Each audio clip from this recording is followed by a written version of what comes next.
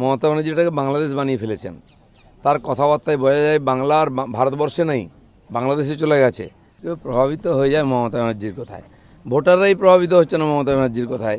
আমাদের নেতারা যারা নূতন এসছে তারা হয়েছে আমাকে বাঙালি হতা, আমাদের বাঙালি দেখাতে হয় না, বাঙালি কিনা ওদের দেখাবে, যারা ইউসুফ পাঠানকে নিয়ে আসে, যারা শত্রুঘ্ন সিনহাকে নিয়ে আসে। আমরা তো বাঙালি আছি, মাছ খাই, ভাত খাই, আর বাঙালিকে মাছে ভাতে রাখবো, কারণ এখানকার ধানের চাল আর এখানকার মাছ সেটাই আমরা খাবো। মমতা ব্যানার্জি ধান চাষিদের মেরে ফেলেছেন, মাছ চাষিদের মেরে ফেলেছেন। অন্ধ্রপ্রদেশ থেকে মাছ আনান, কারণ এখানে মাছের স্বয়ংসম্বর নয় বাংলা, আমরা সেটা করব। আর দ্বিতীয় কথা হচ্ছে, যে রেটে বাহিনী ঢুকছে, সঙ্গে একটা গাড়ি নিয়ে ঢুকছে, সেই গাড়িটা দেখতেই লোকের ভিড় জমে যাচ্ছে এবং এটা নিঃসন্দেহ যে মানুষের মনের মধ্যে একটা কনফিডেন্স তৈরি হচ্ছে। ব্যাস সেই জন্যই এসছে।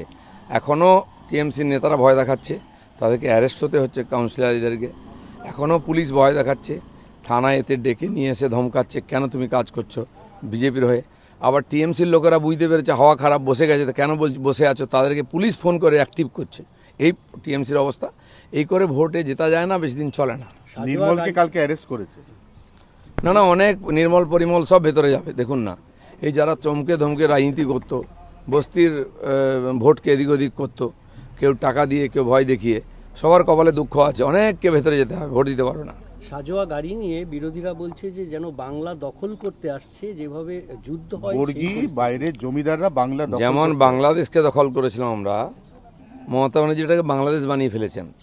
তার কথাবার্তায় বোঝা যায় বাংলা আর ভারতবর্ষে নেই, বাংলাদেশে চলে গেছে।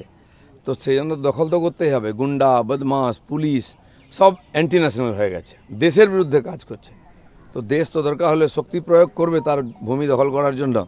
আর সেন্ট্রাল ফোর্স এই জন্য আছে, যেখানে দেশ বিরোধী গতিবিধি হবে তারা তাকে ঠান্ডা করবে। সার্জিস আলম, যিনি ভারত বিদ্বেষী মন্তব্য করেছিলেন, তার বাবা চিকিৎসার জন্য এখানে নিয়ে আসা হয়েছে কলকাতায়।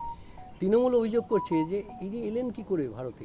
টিএমসি নিয়ে এসছে, টিএমসির লোক তো টিএমসি ভাষায় কথা বলে ওরা, তো সেই জন্য ভিখারিদের কথা ছেড়ে দেয়। পাসপোর্ট ভিসা এটা ইস্যু করে কেন্দ্রীয় সরকার, তার ইন্টেলিজেন্স।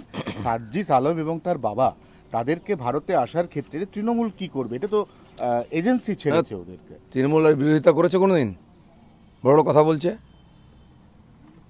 ভারতের একটা বিদেশ নীতি আছে, সেই অনুযায়ী কাজ চলে। টিএমসির লোকেরা বিজেপির বিরোধিতা করছে, সংসদে বিরোধিতা করছে, তাহলে সব কটাকে ঢুকিয়ে দিতে হয় জেলের মধ্যে। একই ব্যাপার আছে, বাংলাদেশ আর বাংলার কোনো পার্থক্য রেখেছে ওরা?